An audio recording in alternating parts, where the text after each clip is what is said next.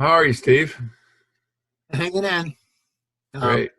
I've been wondering if the 500,000 chargers that Biden talked about a while ago is included in this $3 trillion infrastructure package. I don't know. I don't think I that's going to pass. think so. Yeah. I Well, think they're maybe they gonna can trim play it the down a old. little bit. We need to have the infrastructure improved. Everybody keeps saying they're going to do it, but nobody Yeah, does. And it would be kind of nice to have like another Eisenhower moment when it just got done. yeah. So we haven't had one of those in a while. Well, they I need was to just do that for curious. the grid itself. I mean, Yeah, I mean, it's falling the apart, whole guys. the Yeah. whole ERCOT thing that happened. I mean, that's just telling you we got to get it together. That plus the bridges that are falling apart and Yeah, stuff. I yeah. mean, Damn. Eisenhower administration built everything for 50 to 70 years. Well, those years are gone. They're gone. We're working into the red zone now. So I know a couple of materials engineers I used to work with in the past, and then that was back 20 years ago, and they're like scratching their chin going, yeah, stuff's not going to last forever, guys. I mean, we can keep it maintained, but ultimately, the infrastructure has to be refreshed. You got to replace it. You got to scrape the rust off and repaint it. All those things have to You be can get done. more life out of it, but ultimately, somewhere along the way, you got to replace it. So, Yep. Just kind of like my car. You can only fix it so many times. yeah, before you have to retire it to the great junkyard beyond. Yeah. So it's concerning. The great recycling yard beyond. That's it. Exactly. So I don't know. I just kind of. Well, it'll be real interesting if Tesla does open up their network. I think that'll make a huge difference to travel electric cars. But they're going to start converting some of their chargers over to J17s or what? No, what they're saying is they'll. What the rumors are, is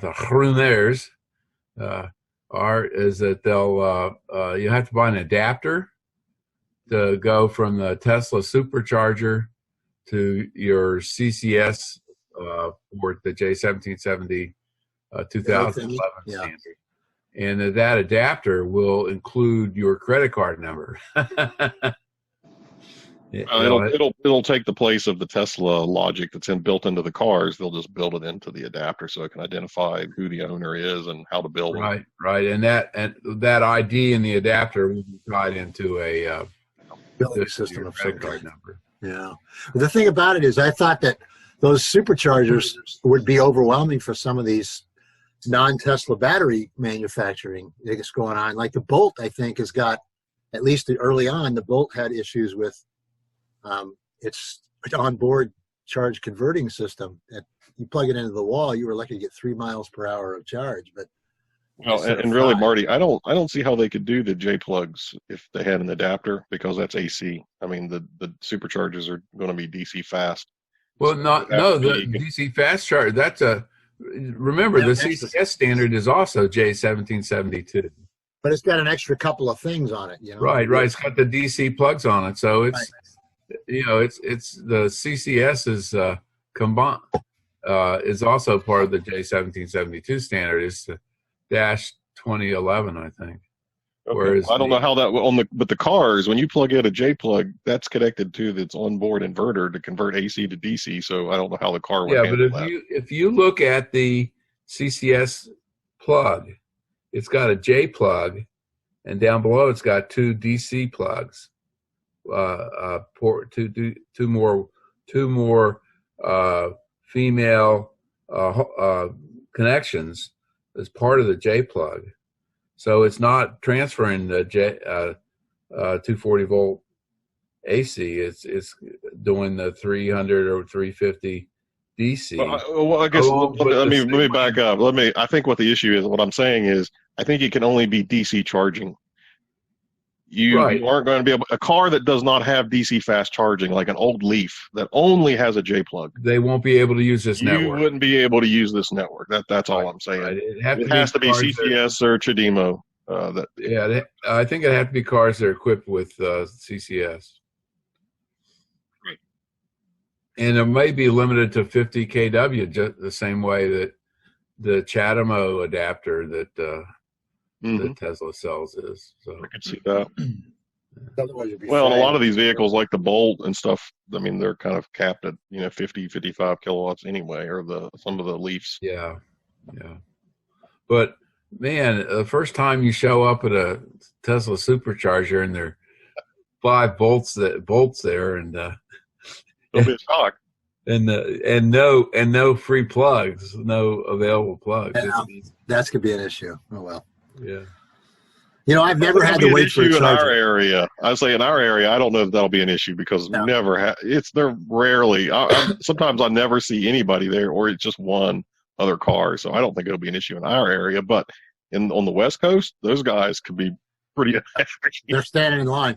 Well, I was charging to go down in Strasburg somewhere in Virginia or whatever, and this guy had a Model 3, regular Model 3, that had a trailer on it, and he had all these adapters. He had every adapter that you could ever to charge his Tesla up because he charged a lot.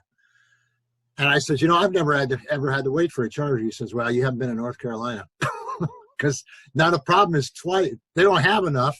And they got a lot of people going down 995 looking for them. So you got to stand in line for those. And I thought, wow, I've never been there. Haven't been yet. So I pulled into once. I pulled into a place and got the last plug. Oh, wow. And I had somebody right behind me. But we went in and we feel, well, this is not going to charge fast because I'm sharing a transformer.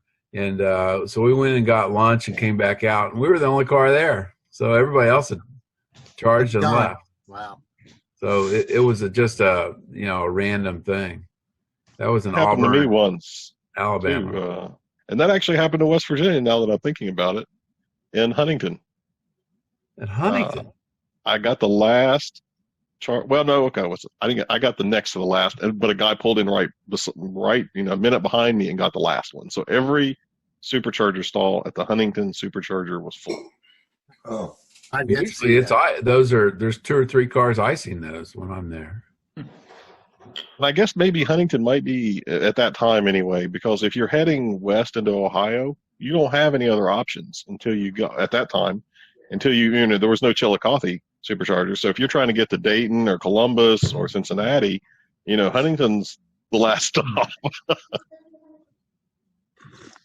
Yeah. I'm starting to see a lot of places where they're adding superchargers within 5 miles of an existing one. So there's a lot of effort on Tesla's part to unload poorly located or busy or really busy chargers. And if you look up in San Francisco, from San Jose to San Francisco, there must be 25 supercharger stations now. Some of them just a mile from each other. Well, I think in California you could throw a rock and hit a Tesla. So.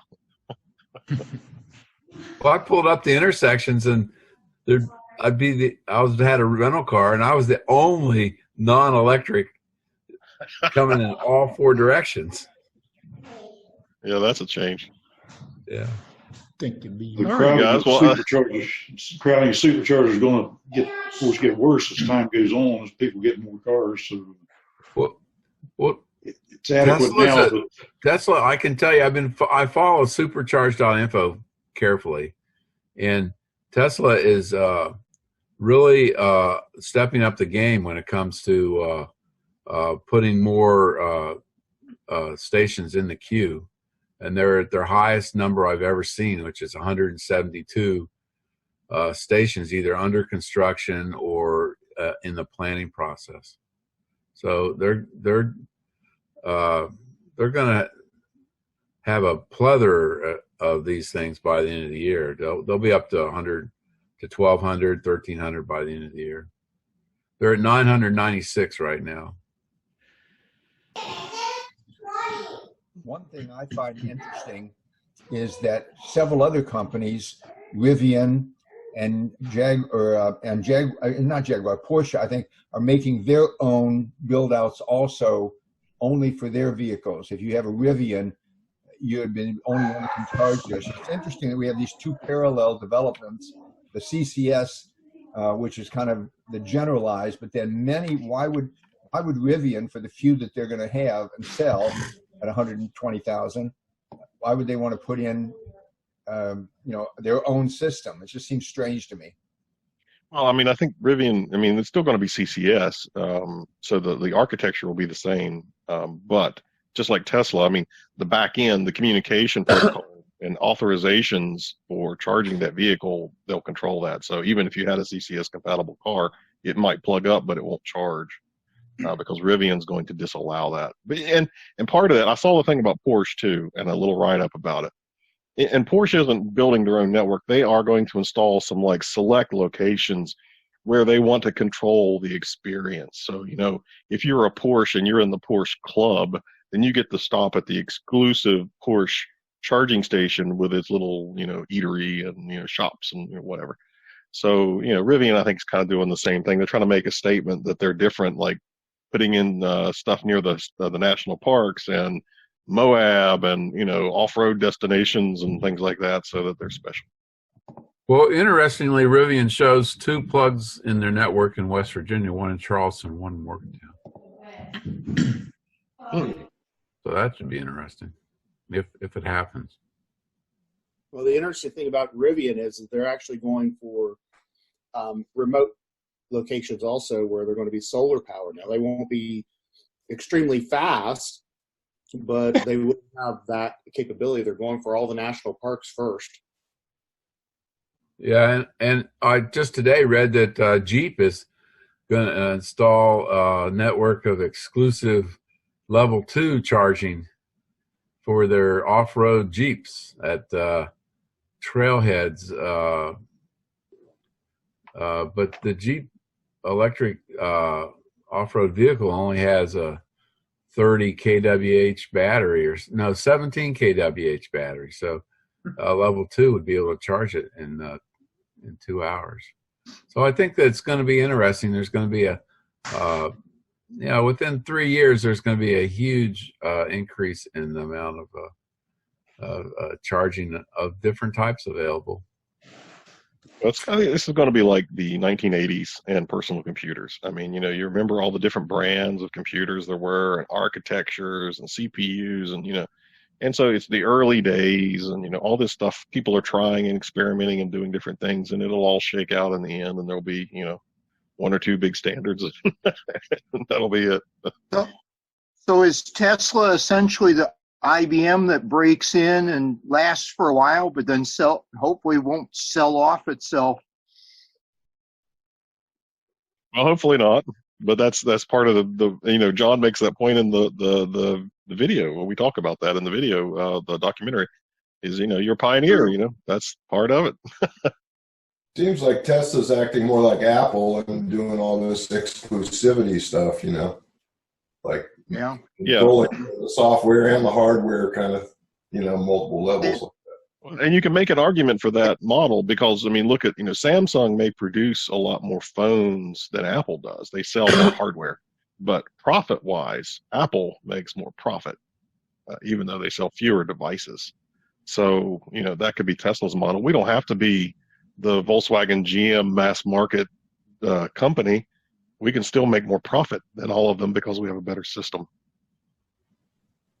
I think it's sort of a shame that we're going to be investing, as a world, we're putting in all of this investment into certain chargers, and then we're only going to cover so many cars. I'd really like to see them come up with a standard, which. Well, hasn't Europe? How do you get how do you make it fair for all the manufacturers that are actually making these big investments, like Tesla? Clearly they are making some serious investments. And there is another side to that. I mean, that is a good point, Taylor. But the other side of the equation is, why did Tesla do what it did? Because there wasn't another standard at the time when they were rolling this out that could meet the needs of their vehicles. And even today, if you had, say the supercharger network was open to vehicles like a Leaf and a Bolt, those vehicles can only charge at a relatively slow rate, even at a supercharger.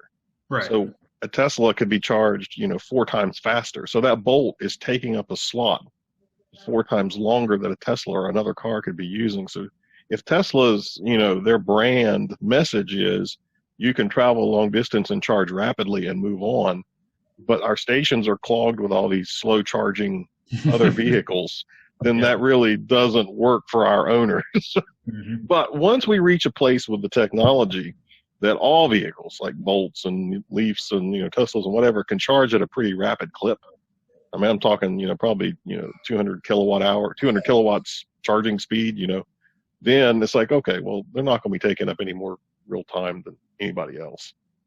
I think the whole Bolt architecture is doomed because of the relatively small battery pack, but worse, as you were just saying, a 55 kilowatt max charging speed. And people still don't realize you don't get that for the whole time you're charging. You get that till you're 50%. But when you start at 55 instead of 250, boy, it's and there's nothing they can do, I think, really to change that around. The design's not spectacular anyway, so I think the Bolt is doomed. Well, that's, the Ultium technology that GM's developing is supposed to replace, and they're not putting original. It in the Bolt. That's it. And they're not putting it in the Bolt. So I have a story about the Mach-E. Yesterday, I failed to renew the registration on my son's Volt. He some way had thrown away the old registration card, and you got to have that. You got to have a number on it. You got to renew. So anyway, there was a car display in the parking lot there at DMV in Canal City, and I walked over and said, "Hey, you got any electric cars?" And the guy goes, "Oh, we got a Mach-E." So I said, "Well, let me see it." "Well, it's not here."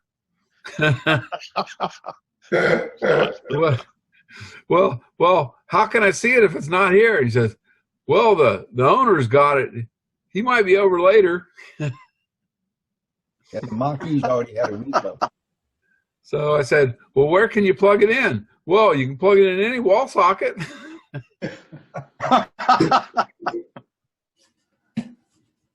Oh, he wasn't lying. He wasn't lying. He wasn't lying. You can do that. And I said, "You didn't realize it'd take 4 days to charge up." Let me ask you a question. He just left out a few little details that might change your opinion. Yeah. Go ahead, Rick. I met a guy or talked to a guy the other day who bought a used Tesla, and he knows his driving ranges. Sometimes, most every day is under 30 miles, and then sometimes he travels. Well, with the supercharger network for travels, he said that his philosophy was, why buy a level 2 charger? I just plug into 110 volts, and I do it twice a week, and that gives me about 140 miles, which is what I normally would drive in a week. But then if I'm going to go further, I'm just leave full, and it's the supercharger. So he felt that Tesla's build out of superchargers meant that, for him at least, that there wasn't any reason to buy a level 2. What do y'all think about that? I mean, could you get by with just a level 1? I think it depends on how you're driving. I think a lot of people could.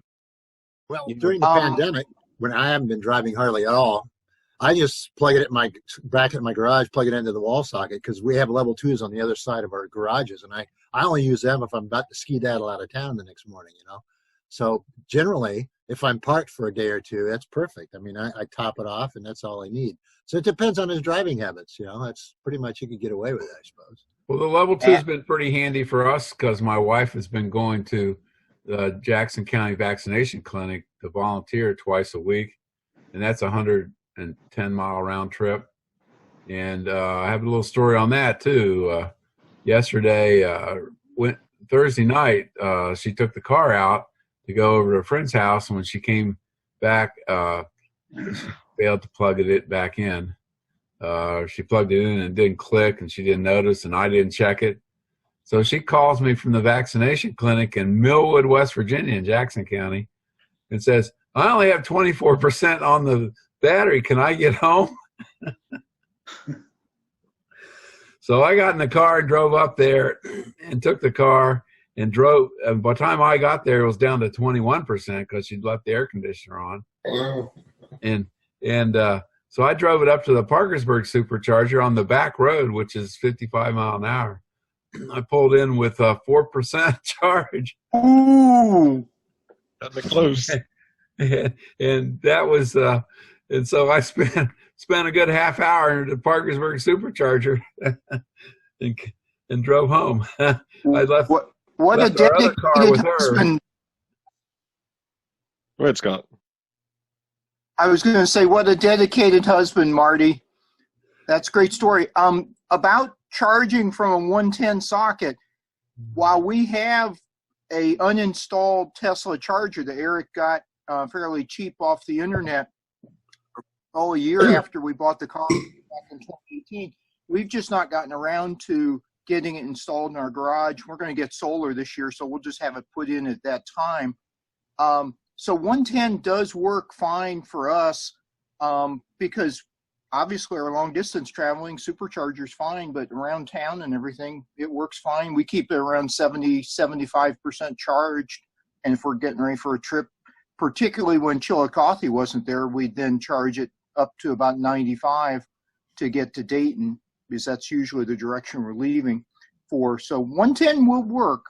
And that's one thing, when I was talking with a Prius owner who's had 2 Priuses, each of them for like 15 plus years, and I met her, and she said, well, I don't want to tear up my garage. And I said, I haven't torn up my garage, and I do fine, and gave her one of my cards, and I'm hoping she sometime gets a Tesla because she liked the car, but that's an interesting reason for her not to buy a Tesla.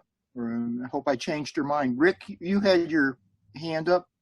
Well, it underscores a point that Kelly Bragg and I were talking about, and that is sometimes people to put in a level 2, the electrician's charging them $1,500. Well, your return on that investment is just not going to be there. We've got to get the price of installation down to where it's reasonable, and I think they feel that, you know, everybody, if you can afford an electric car, you can afford to pay me $1,500. I put my own in at a cost of under $100, and you know, it wasn't that hard to do the research and to do the appropriate and correct wiring. But that same project would have cost me probably $800 or $900 had I done it through an electrician. So we're working on trying to get a credential status for electricians to do that, but also then that they would not rip people off. I had my neighbor help put in our level 2, and you know, so it didn't cost that much. What's fun about the level 2 to me, we could do with a level 1 probably, but it's just so glitzy and makes, you know, has nice lights and things. It's really fun. So I charged the first 2 years I owned my Leaf, you know, and it was a first generation Leaf. I charged it off a wall socket for the first 2 years, and that was fine because we didn't drive a lot when we were living in Charleston. It was just an around town car, so, you know, charging on level 1 was fine. And heck, you could almost recharge that thing overnight on level 1 because it has such a small battery pack. So yeah, depending on your habits, it could be fine. Now my level 2, I do like it because it offers other features. It's not just charging. I like the data, and I like the Wi-Fi connected. I like the app. I like, you know, some of those, you know, it can send you, like Marty, your issue with not plugging the car in, you know, you can set this thing to send you an alert if the vehicle's not plugged in by a certain time of night that you forgot to do it. So there are some other reasons beyond just the level of power that the charger provides that you might want a level 2 that offers some of those features. Yeah, I could have pulled my phone out of my pocket and checked it too, you know. But I was just lazy, and my wife was, she's just not careful enough with tech stuff.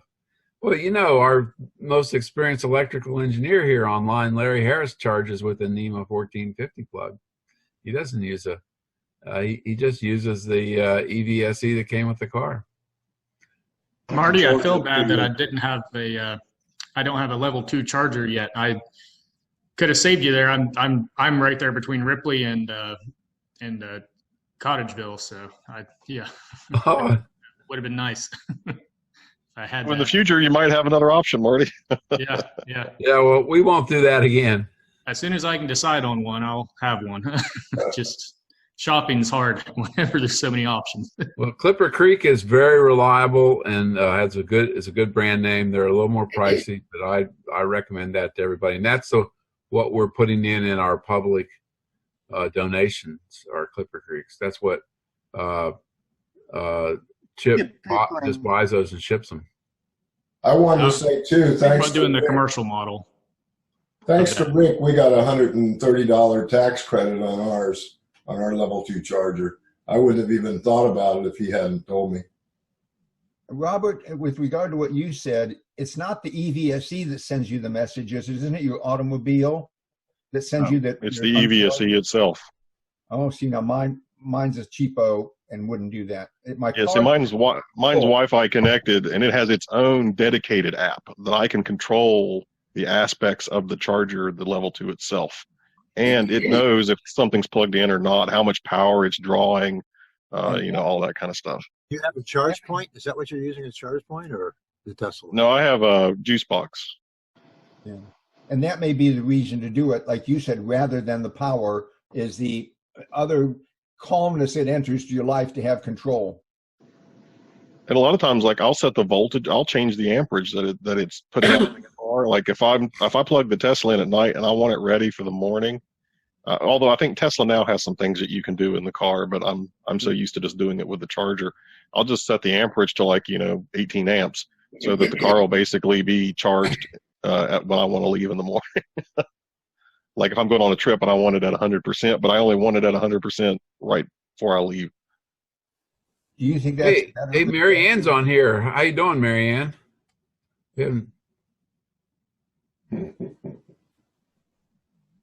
We're doing good. Yeah, great. My wife would ask, what are you knitting? It's a sweater. Whoops, upside down, but.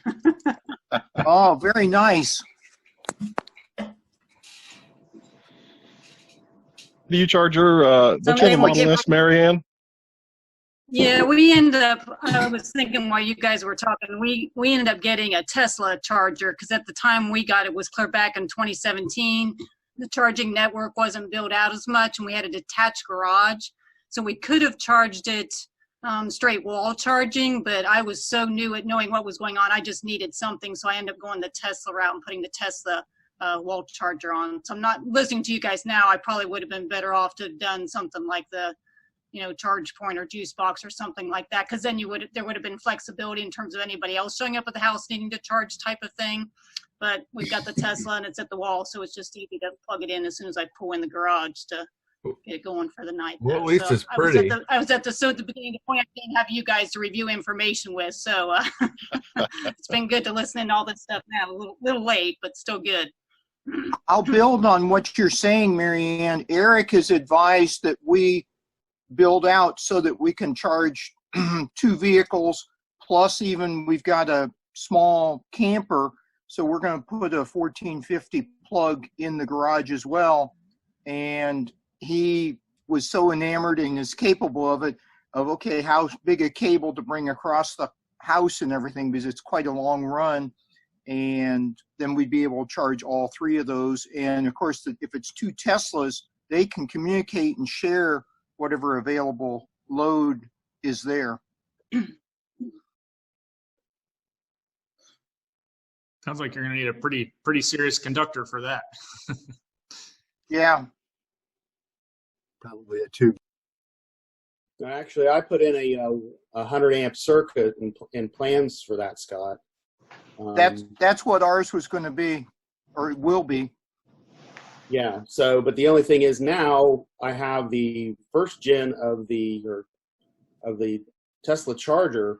I'll need to, in order to make the chargers communicate so they can load share properly. I'll need to find an older one.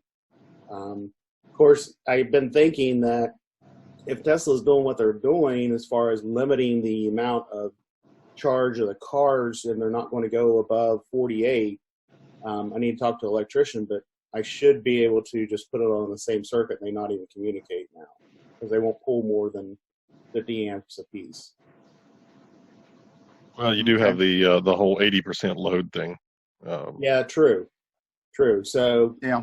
I don't know what I'm going to do at that point. There's got to be some way to be able to make those communicate, because the new one's totally Wi-Fi communication. You don't do the data cable anymore. Well, you can limit at any location how much your Tesla pulls. And for instance, my EVSE is a real old one and only pulls 16 amps. That's the most I can do. And I just program the car. And we found that out the hard way when Rick tried to plug in, and his Bolt tried to pull 32 amps. And gee whiz, why does that breaker keep tripping? Yeah. So, but I've been keeping my eye out to see if I can find a first-gen charger available to go ahead and purchase ahead of time. Now, eBay or something? eBay? Yeah, or even Facebook Marketplace. So I just haven't been real diligent about it at this point. But back to what you ran into with your wife, Marty. When I was working in Athens and driving that route all the time, there was a couple mornings that if it wasn't for the Parkersburg supercharger stopping there for 10 minutes, I wouldn't have gotten to work and back because I forgot to plug in. But the Stats app, I set it to if the car's below a certain percentage and not plugged in, it alerts me. Oh, well, Marcia just drove right past the Charleston supercharger. She could stop there for 5 minutes, and I wouldn't have had to drive to Parkersburg. I read an article the other day. She's going to be more careful in the future, I'm pretty sure. It'll still happen. Hey, I got a question for you Tesla owners, since I'm not conversant with all this. In South Charleston, one of the city employees came up to me and said a Tesla owner had problems hooking into one of our level 2 chargers. Do you all have to have a special adapter on your Teslas to use the level 2 chargers? Yes. Yeah, it comes with it. It comes with a car. Yeah, well, I went ahead and went to each and said, well, it's fine with my car. It's not the charger. And so I didn't know the answer. Got another question for you great electricians. I got water in my outside outlet that I've been hooking into. I went to YouTube. They said use a hairdryer to dry it out. What do you guys who have electrical engineering degrees, etc., what would you suggest? So I can right now I have to charge my car over at the level 2 charging stations. Can't charge in my house. Can I throw something in there? We have a lot of underground conduit in our new development here, and what happens when you get all saturated soil like we've had this last winter, conduits are inherently leaky. This is why you have to put buried cable in conduit, because sometimes it'll get wet, and they fill up. The lowest spot overflows sometimes into breaker boxes. That's what happened in our garage over there, and it was dripping into the breaker box. So we had to go out to the other side where the elbow was, open it up, and water just came gushing out of there. They actually have a product that you can actually fill up conduit before it hits your breaker box and block water from coming through. And I can't remember the name of it, but yeah, we use that in chemical plants a lot. So it's not water you're worried about. It's flammable gases getting in there. So yeah, you can seal conduit. That's an easy fix. So the thing is, you got to figure out where the water's coming from. Anytime your conduit enters a conditioned space, there should be a liquid tight or a vapor tight seal. That will keep condensation from getting into the conduit. Of course, if it's underground and you're getting water in it, you need to just make sure it's sealed up. Maybe dig it up and clean it really well, and if you don't have to replace it, maybe just try to seal it up. I think I'll just use the electrician who put it in and say it's under warranty. Just fix it. And how long had it been done? Well, Doyle Tenney put my solar panels in. I had him put the city code in South Charleston says you're not supposed to park on the grass. I did have another electric outlet I could park on the grass and access, but I was able to park on my parking bed. So he put this in around October of 2019, and we had a lot of rain one night, and I was charging, and I looked at how much I charged. I get a maximum of maybe 30 mile charge on my Prius Prime. and it didn't finish charging. And then I tried to, hit the reset button, flip the circuit breakers. I said the YouTube thing said use a hair dryer. I haven't done that yet. I did use a vacuum cleaner. I thought, well, maybe I could suck some H2O out, but I'm just. But he put it in, and I sent him an email, and he said, well, he thought it was the plug. I said, no, it's not the plug, it's the out. No. Is it underground? Is it connected to underground conduit, or is it just like through the wall? The part where I connect in is a few inches above the soil line, and then it goes down into the basement below the soil line. Okay.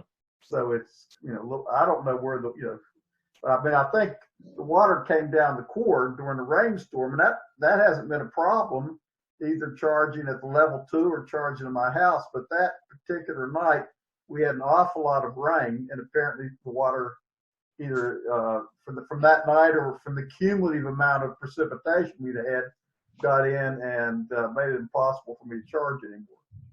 So I thank you all for your suggestion.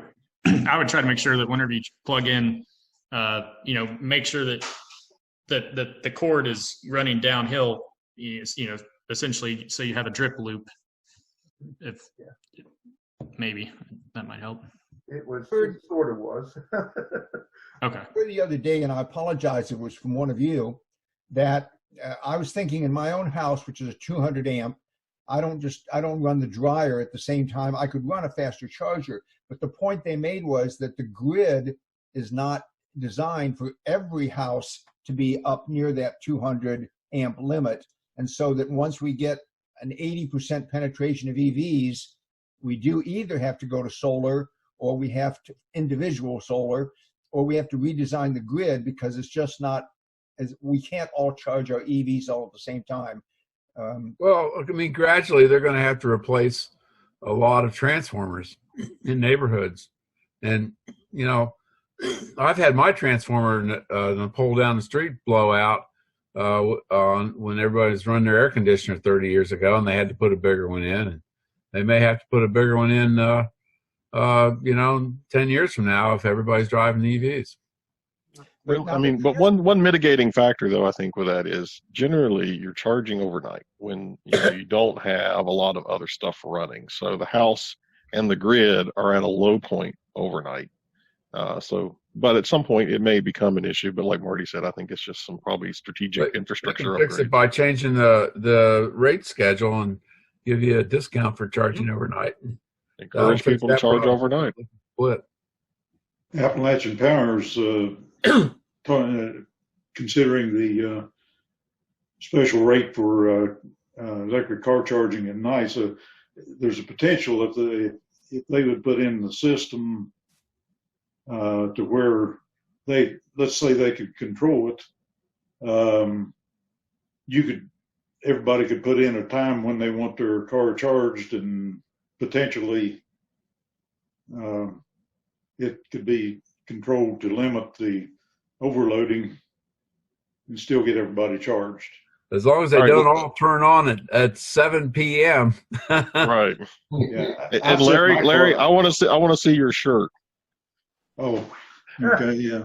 I want to see that. It's a brief. I like that. History of transportation. Is that one of Zach and Jesse's from Now You Know? Very cool. Larry, is that one of Zach and Jesse's from Now You Know's shirt? I don't remember where I got it. I might even got it. Somebody might have got it for me for a birthday or something. Let me ask Marty this question. I know that in my house, it's the amperage that makes the heat and not the voltage. So the transformer changes 17,000 volts down to 240 to go to each house. But if we all are asking for current at the same time, isn't it the wires leading to the transformer that might have to be made a larger caliber to handle that much amperage? Or is it just simply done at putting in a larger transformer? Is that going to solve that problem? Yes and no. Larry's obviously more qualified than I am, but most likely just be the transformer as long as you've got your same limit of 200 amps coming to your house. Is that right, Larry? Well, yeah. the system, transformer and wiring feeding your house can handle like up to 200 amps, but we're 80% of that really. But the key is going to be to once you get so many people charging, I mean, and for your own home, I have my car set to start charging at midnight, and then I'm always full, even if I've run it pretty far down, and I set my charge rate at 24 amps. About 5 or 6 a.m., I'm ready to go. I think it's going to come down to the individual microgrid, if you will, or your local grid. I can maybe relate this from talking about getting interconnection agreements approved with AEP, and they said that we would not have any issues until we enter a urban environment. So as long as we stay rural, they said we really don't have to call and get a pre-evaluation on a site. But so apparently that tells me that it's probably going to be a limit either on the local infrastructure or the transformer. Not so much just the houses, but whenever you have a lot of houses all together, then that's going to, be the limiting factor. Let me show you my solution.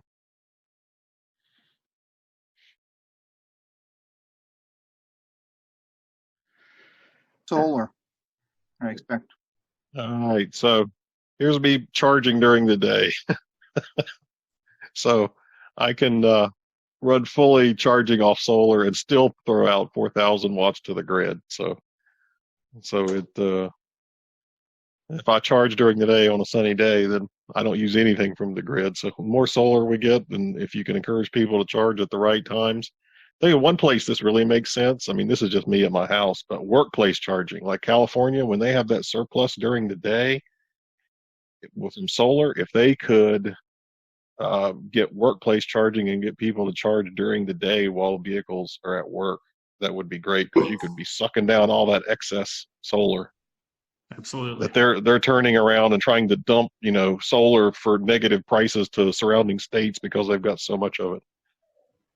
Well, I think as V2G gets more popular as well, and then also I saw where Bluebird was working on it. They've pretty well got that mastered. They just people just need to adopt it.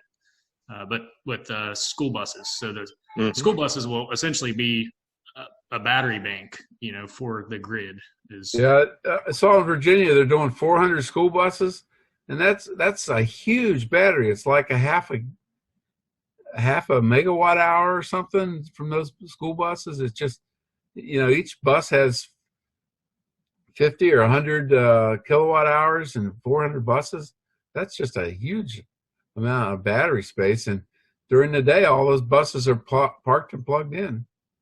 Yeah, that's Northern Virginia. I used to teach there, so they've always been kind of cutting edge. So that's nice to see that. Yeah. And then we got that new order that's coming out Montgomery County, Maryland, where they were, I think it was Montgomery, somewhere in Maryland, where they were ordering. Yeah, it was buses. Montgomery. Yeah, my daughter's in the next door county of Prince George's. One thing about California, I ran across an article on the Tesla Motors Club, a thread that the utilities out there, PG&E and San Diego and some others, are trying to get much higher solar fees, where I think, Robert, you pay like $5 a month if you're making all you need just to be connected. They're talking about having charges go up to close to $100 in the $75 to $100 a month, because the utilities are fearing that they're going to be really cut back on production because so many people are going solar. And so hopefully the government will step in and say, no, this is in the direction of goodness. You need to figure out what, but there's a big, what would you call it? Controversy between people who want to put solar in. And if I've got to pay $90 a month just to be connected, and people of course say, well, get yourself some power banks or equivalent and just cut the cord, as so to speak. Yeah, and unfortunately, the batteries are not at that point where it makes sense to go completely off grid. But I think as time goes on, I think we will see batteries really come down in price. That's one of our solar installations. We're doing a hybrid, but we're not putting batteries on yet. We're just preparing it for batteries, and we're thinking within the next year or so. I believe the batteries will really come around. Well, but I mean, I think batteries are one possible solution maybe for some people, and it probably is a little down the road before we get to that point. But really, you don't want people going completely off grid. You don't want to encourage that, because we want to have this excess energy available on the grid and make it, cut down on other forms of generation. But there is that's a good discussion, because me paying $5 a month, of course I like that, but I do rely on the transmission of energy and the ability to push my excess solar back out onto that grid and have it transmitted elsewhere. So how do we pay for transmission? I know some places break out generation and transmission fees. So, of course, I don't want to be penalized because I'm solar, but, I don't mind paying my fair share for transmission. I don't want to pay for your dirty old coal plant and its, uneconomic generation, but for maintaining all of that infrastructure, the transmission lines and the interconnects, then, I don't mind paying my share for that. So we do need to, we need to work out that model and how that looks and how that works fairly for everyone. And I agree. And I think what they need to have is transparency. And too often the utilities will not share, or they'll muddy it up so that people can't understand what's going on. And it's in their interest and all that. And as we go and try to solve climate change and go much more that way, hopefully government's going to step in a big way of making it truly transparent to where it's auditable, and that you can trust the public service commissions to really act on behalf of essentially the country as a whole, or in West Virginia, each state as a whole. We talked about infrastructure a minute ago, and in my mind, this vision of infrastructure as it relates to the electric grid for the country. I mean, one, I think having these independent regional grids, especially like Texas situation, that's ridiculous in this day and age. There should be a national grid, and there should be a national mandate that all of these grids are compatible, interconnected. And I've seen things about the Texas. The one reason, Texas was physically incompatible with some of the adjacent grids. It's that's ridiculous. We need a way to transmit smartly power all over the country. If I need it from Missouri and I need it in Alabama or whatever, I should be able to do that. And, if I've got excess power in California in the afternoon, I should be able to offset electricity needs on the East Coast in the evening as peaks are, if we had high voltage DC interconnects, almost like our highway system, but for electricity all over the place. It's we should be able to shuttle power from anywhere to anywhere. And that way renewables, we can have more renewables like solar in California and not waste the excess and not depower things. We can use that elsewhere. But you're talking trillions of dollars probably in infrastructure. It's going to be expensive. Well, California needs more storage. Yeah. We need more storage everywhere. Right. Is there anything else when I tell people, go ahead, Marty. I just wonder if there's anything else. I was going to say people. Oh. Has everybody seen John's video? Yes. Not everybody. Everybody doesn't have the link yet, but soon. I've not yet watched the version you sent out yesterday, but otherwise I've seen up to the most recent one. Very good job, John. It's wonderful. Yes. It's coming along. We'll see. I wonder if we're preaching to the choir. I thought it was absolutely fantastic just a little bit of background was, I wonder, we always, as all of us on this picture screen here, as relatively knowledgeable about EVs, have to realize that 99% of the people out there, they don't even know what that letter EV means. And so a documentary or an educational tool is very different for the masses than it is for the, you know, the knowledgeable or relatively knowledgeable. That's true. Actually, partly is that you get you're educating the public with this film. Well, I teach a class at Shepherd University for lifelong learners, and one of my classes is electric vehicle updates. I've done it 2 years in a row now, and I always like to put something new in there. People who take this class, while some of them are EV owners, many of them are considering it, and I have no idea what is involved in having an electric vehicle. So could I share that video on my class in a couple of weeks? What do you say, Robert? I think we're kind of waiting for the big premiere, probably for Earth Day. So we didn't really want to make it public until then. I mean, if you want to mention it and make it available, maybe like after Earth Day, I think that would be. That's fine. One of my students is also taking a speech class. And the other day she was in the office hours and she said, "Oh, guess what?" And I said, "What?"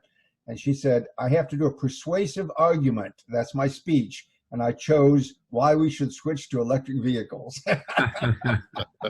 I gave her a little bit of data. She said, "Oh, that's good. I'll put that in my speech."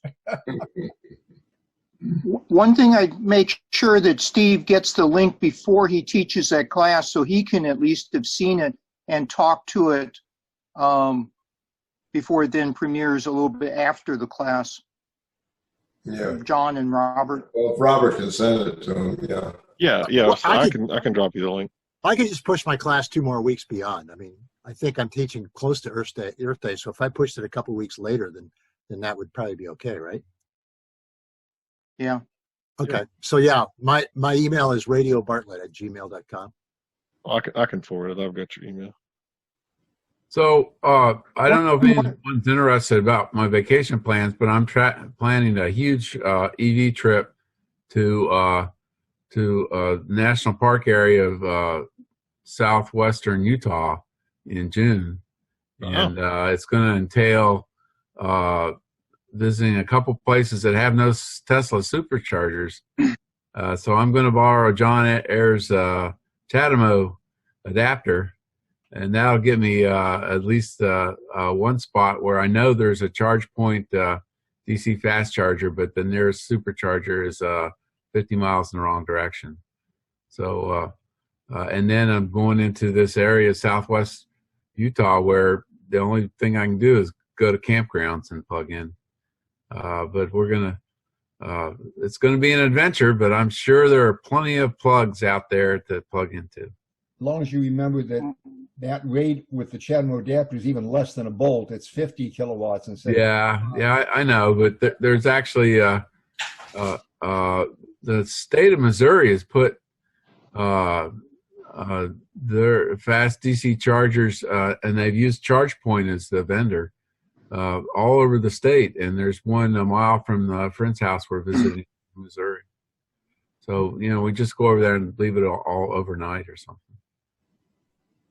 Marty, this is fantastic that you're bringing this up, because later in the summer, Susan and I will be going out west as well. So I want to definitely get with you and hear about it. We've already planned out the trip from here to Wisconsin, which is no problem whatsoever. We do it all the time. But then when we'll be going out to the Yellowstone Grand Tetons area to see her cousin, and her dad and sister from Wisconsin are going to be joining us on that leg out to Wyoming. And in Cody, Wyoming, we're going to stop at a campground. We're going to be camping otherwise, and we'll have to charge there. Otherwise, we'd have to be at the Buffalo Bill Museum for about 2 to 3 hours, where they have a destination charger to be able to make sure we can get over to Yellowstone and Grand Teton. Well, so you want to go to that Buffalo Bill Museum, and believe you me, you'll spend more than 2 or 3 hours in it. That's a 2-day museum. That's a wonderful place. The situation though is that her dad does not want to do museums, so we'll have to pick that up by ourselves at some other point, maybe on the way coming back. Because the interesting thing is Eric will be in Seattle with his Amazon internship this year. This year, or I should say 2020, it was right here at the house, a virtual one. So we'll be there, and then we'll meet him in late August and drive back with him to keep him company, as well as let him see some of the sites. So it's going to be quite a long trip and quite an adventure. My sister-in-law, all of you EV pioneers would enjoy this. We've been sharing how we're going to charge to get to Wyoming, and she says, I was telling someone about your charging adventure, and she said, wow, they're energy-saving pioneers. So I replied back, our WV Electric Auto Association is almost done with an EV, electric vehicle pioneers, about 45-minute video that will be used here on Earth Day. We will send you a final link, hopefully within a few weeks. And she gave me a couple of applause emojis. So, John, the word is spreading about your film. Yeah, I just called a friend of mine in Oregon, got permission to use this picture. He had a Newsweek cover at one point for a coal strike, and he has all this coal mining photography, so he gave me a picture that I put in, which is a nice addition, I think. John Ayers, sounds like you're going to have to rent your Chatamo to Scott when we're done with it. Most of the time it's not used unless I go up to Easton, so it's perfectly all right.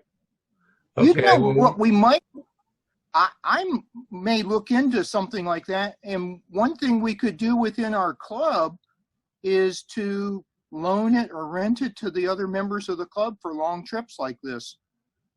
So I've got to look into an adapter. I've already got, of course, the 1450 that came with my car, and that will work in most campgrounds. But if that outlet's not working, they've got the lower voltage 115 that has the curved, I forget which nomenclature, NEMA nomenclature it is, but I want to get one of those to be able to have a little more flexibility when we get to a campground, because that's the worst thing you want is you get somewhere and you need to charge and the connection's bad. Of course, we'll take our long 50-foot cord so that we could go to another plug in the campground if we had to. I have that too, Scott, that pack. You do? Yes. Who is speaking? John Ayers. Okay, John Ayers. Yeah. So when I get back, I'll either return the Chatamo I'm renting from John, or give it to you, Scott, and you can rent it from John. Okay. John, you never thought this would become a profit center for you, did you? No, I just bought it as a matter of convenience for charging up at Easton and potential road trips. I thought I'd be traveling more because my nephew's in the Navy and thought I might need it. So just wanted another option. Just like Marty, I've been to Cody, and it's a neat place. So I just popped out the plug share and looked up that EVSE in Cody. Well, the last person to plug in and charge was Walking Crow. Yeah. Hopefully fairly recently. Go ahead, Scott. I just said to Rick, hopefully fairly recently, because you hate to hear someone hasn't used a charger and posted about it for a year or more. It was 2020. Okay. If we can get back to solar for a minute, I just want to say that Abby and I are really excited. We're getting a 40-panel ground mount system put in by this new solar company. Some Yahoo out of Ripley, I think, wasn't it? Right. Advancing Solar Solutions, and we're really, they came for a site visit, and it's just fantastic. It's going to be a really neat system. So we'll have an open house whenever it's all installed. And you're accepting donations, right? It's going to be a 16.8 kW system. So wow.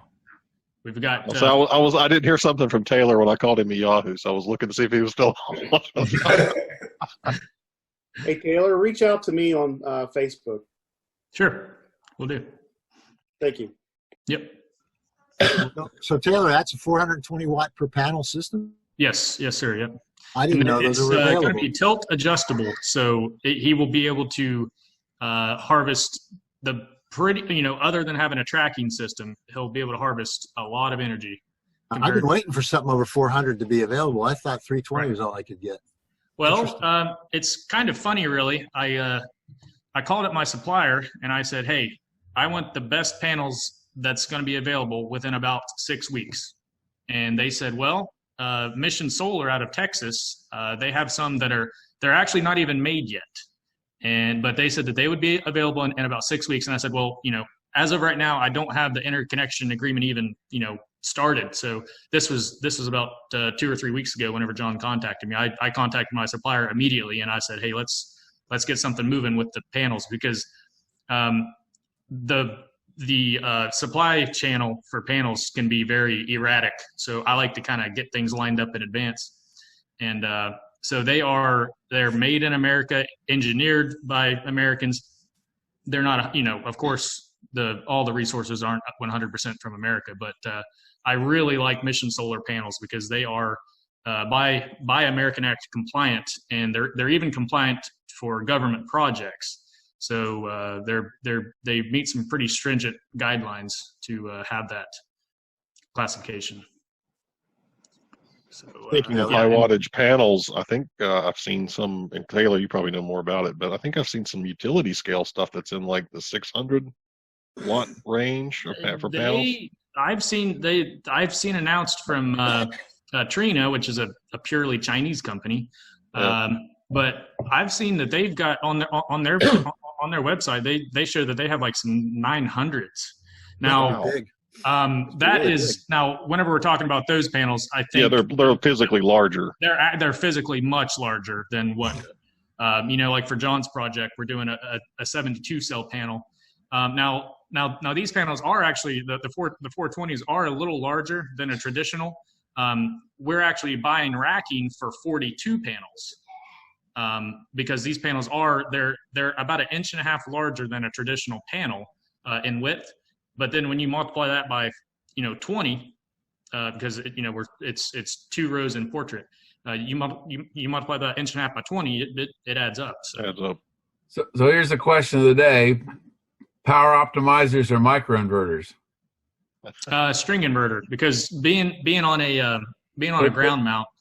Power optimizers are really not that efficient because they're behind the panel and they're absorbing heat. So we've actually got a spot on John's house that is in the shade, so we're able to place the inverter equipment there, and so it's really going to be an optimal system because there's going to be no shading whatsoever. Because John was so diligent to actually map out the sun ahead of time. I mean, so I mean, he pretty well knew exactly where he wanted it and said, "Hey, this doesn't get shade." So he made the site evaluation pretty easy. Really. Well, if you've got no shade, then you don't need either one. But that's right, you don't need I thought power optimizers worked with string inverters. Well, you need power optimizers if you're going to put it on an inhabitable structure. You need to have a rapid shutdown. So on a ground mount, that's not necessary, because the fire department's never going to get on your ground mount and try to knock it down. Or for roof mounts, they are required. The NFPA, has pushed that for fireman safety. Okay. All right, guys. Well, we're actually right at 10. And before I forget, real quick, I think Steve, you're probably the only one in the Eastern Panhandle. But we're doing an impromptu coffee get-together for electric vehicles this afternoon at 2:45. I sent something out on a separate list for local folks, and you may not have been on that list, Steve. So if you're available this afternoon and want to come down to Black Dog Coffee at about 2:45, feel free. If not, we'll catch you next time. Where is it located? I'm sorry. We're going to do it at Black Dog Coffee, Kearneysville. Oh, in Shepherd's. over there in Shenandoah Junction. Yeah, whatever. I don't know. It's Shenandoah Junction's the address, but it's like Kearneysville, Ransom, whatever. So anytime you send anything to John Dupree, just know that he lives right up the street from me. So that's okay. What time is that again? I'm sorry. I'm going to do it about 2:45. There's another guy who's going to show up that came to some of our other events. So I know there's going to be at least one other, and might be a couple other folks who drop in. But yeah, so impromptu, probably just a few folks. Black Dog, Okay, 2:45 this afternoon. I'll drive my Model 3 over. Well, it may be a Model 3 party because I think that's what he's bringing up. All right, guys, anything else before we Scott, you wrap it up? Yeah, I was going to say, Robert, post a picture or two of us finally coming out of the isolation and everything of the event this afternoon, maybe on our website. I'm sure you'll be distanced outside and masks and everything, so you'll be completely compliant and everything. So thank you for showing that we can start slowly getting out and everything. Yeah, ironically, for the Eastern Panhandle, we had met a couple times early last year, January, February, at Panera Bread at Foxcroft. And so in March of last year, I had already scheduled and reserved, with Black Dog Coffee, which has outdoor seating and, all this stuff. But anyway, we had reserved to be there in March of last year. And then this little thing called a pandemic happened. So we ended up canceling that. Of course, everything got canceled. So now it's exactly 1 year later, and we're finally getting back to Black Dog. Yeah. I got my second COVID shot just a stone's throw from where we used to meet in Nitro at the Walgreens. So I'm now fully vaccinated. I've got my first one, and I'm getting my second one in a couple of weeks. So I've had both for 2 weeks now. Everybody else been inoculated? Yep. April 8th is my second one. Hey, Taylor, just for your information, the clinic there in Millwood in Jackson County needs more arms. So if you know anybody age 18 and above that doesn't have a shot, have them call the Jackson County Health Department. Okay. And this also applies for anybody that lives near Jackson County. They ended up giving 50. They had 50 doses left over yesterday. So they need more arms in Jackson County. And Scott had sent out a link. There's a meeting today at 12:30 of the National EAA, and that I think he sent that out to pretty much everybody. I don't think I'm going to be able to make it, but otherwise I would. It's just too busy. Actually, it went just to the officers, but I'll send it out to the Google group if anyone else wants to join it. Yeah, and it said, I don't know what they called us, but preferred providers or something that, it was sent to officers, and they had some term. I don't know if everybody in the, but not very many people would join anyway. I'm sure it's fine. The National is reaching out to the chapters to try and get more connected with them. And so if someone wants to jump on it and kind of just listen or participate, if you see something that you want to comment on, just, talk with them and join I'll send it out to the Google group. This was a delightful meeting. Thanks, Robert, for setting it up and everybody pleasure, joining guys. it. You guys later. I gotta go plant a garden. There we go. Everybody have a great weekend. Okay. Thank you. Later. This afternoon. See you guys. Y'all. Yeah.